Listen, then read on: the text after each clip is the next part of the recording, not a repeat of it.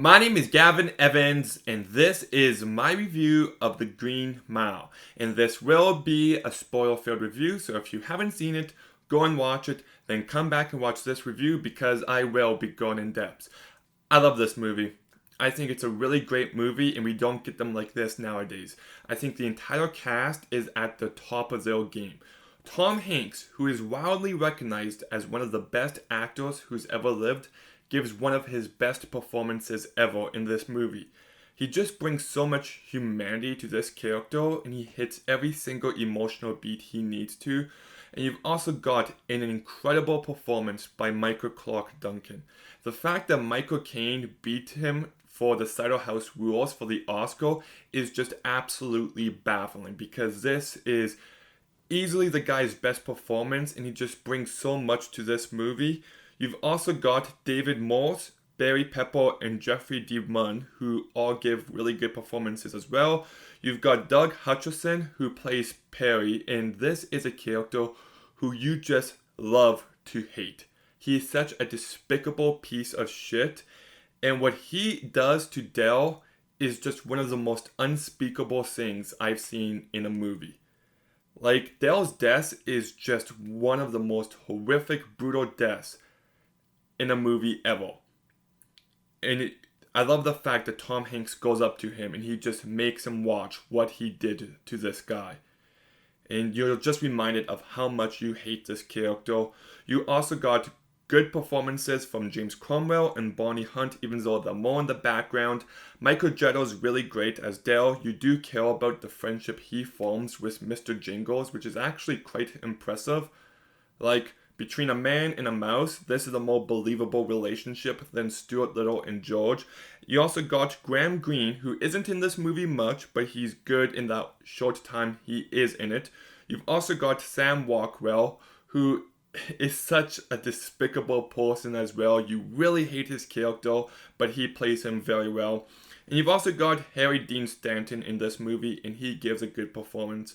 So the entire cast does a great job, and I love how it highlights that there's both good and bad people, free and behind bars. It just highlights the complexity with everyone. And I think this movie is incredibly well directed by Frank Darabont. He handles every single emotional beat in such a sincere fashion. And it's genuinely one of the more emotional movies I've seen. Like, my brother that I watched it with, he almost doesn't cry in any movie ever, but he says he came close with this one. And that's how you know that it really delivers on those emotions. I also think this movie is shot incredibly well by David Tattersall. The movie looks great, and Thomas Newman's score is one of my favorite scores of all time. I think it elevates every single emotional beat in this movie, and it's just so touching and beautiful to listen to. Like, the fact that this guy hasn't won an Oscar in his lifetime is absolutely baffling, but he definitely deserved it for this movie. And this movie's 3 hours long, and for the most part, it flies by.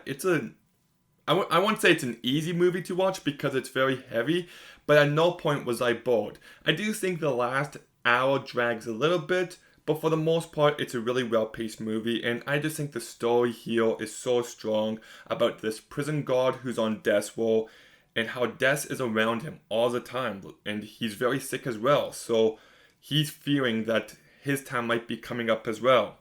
And then he's got this new prisoner who is a miracle, and he knows that he's going to have to die.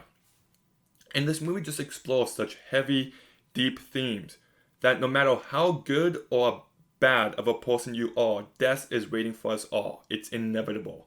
I love the one line at the end of this movie where Tom Hanks is narrating and he talks about how our lives are the Green Mile. We're just waiting for our time to be up, and how we have so much time to reflect on the mistakes and sins that we've made in life, and how we will have to atone for them one day, and how there's such an uncertainty of what comes afterwards. No one knows for sure if there's a heaven or a hell, and how when that time comes up, it'll be terrifying. You know, it really touches in that feel that death is coming because it's just all around you. It's in every inch of this movie. Every character is dying or on the verge of death or sick or know someone who's sick, and it's just such a universal saying that's applicable to absolutely everyone.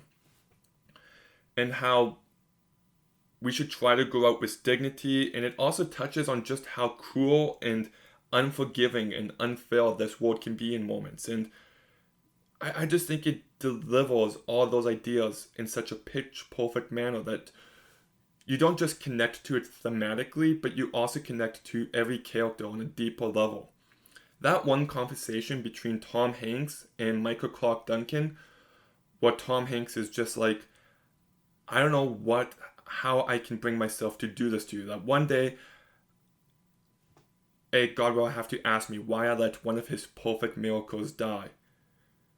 And then Michael Clarke Duncan breaks into tears, and he's just like, you tell him that you did a good deed. And it's just such great writing. The emotion is definitely there, and the performances just elevate every single scene of this movie. And I love the structure of this movie where Tom Hanks is an old man. And the first time I watched it, I was trying to do the math because he says 60 years ago he was on death's row. And I'm just like, wait, there's no way he's in his 20s or 30s here, so he would have to be 100. That doesn't add up. And then they purposely address that in the very end of this movie. And I love the fact that he's an old man and he's not dying. He doesn't know when he'll die, but he still has to deal with death in every single day of his life because everyone he's loved is dead. So this gift where he can live longer doesn't make it any better. And oh man, this movie just...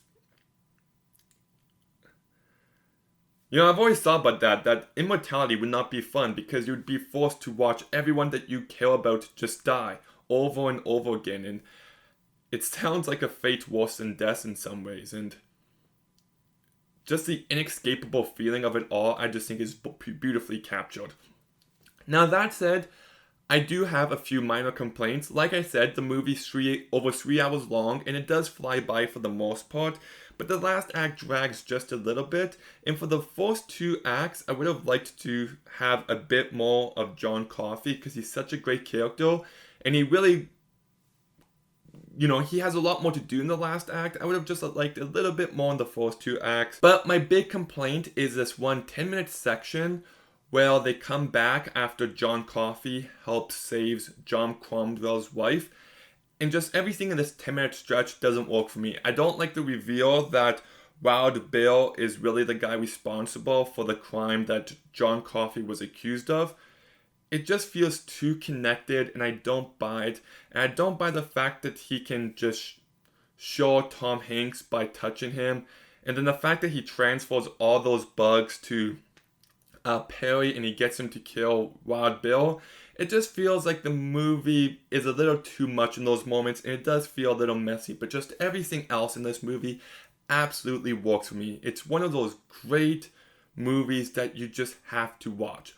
All the performances are great, especially Michael Clarke Duncan and Tom Hanks, who are just giving the best performances of their careers. You also got an incredible, beautiful score by Thomas Newman. It's beautifully directed by Frank Darabont. It's just got a strong story filled with emotion that explores bigger ideas of death and the inescapable fate of us all. And it just touches on that idea in such a poignant way that really stays with me. So I'm going to go ahead and give The Green Mile an 8.5 out of 10. Okay, have you seen The Green Mile? What did you think about it? Let me know in the comments down below. Make sure you like, make sure you comment, make sure you subscribe. Stay tuned for some more videos soon, and Gavin out.